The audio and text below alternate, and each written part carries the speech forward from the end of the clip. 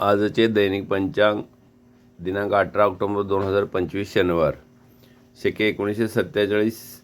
विश्वावसु संवत्सर दक्षिणायन सौर शरद ऋतू अश्विन कृष्ण पक्ष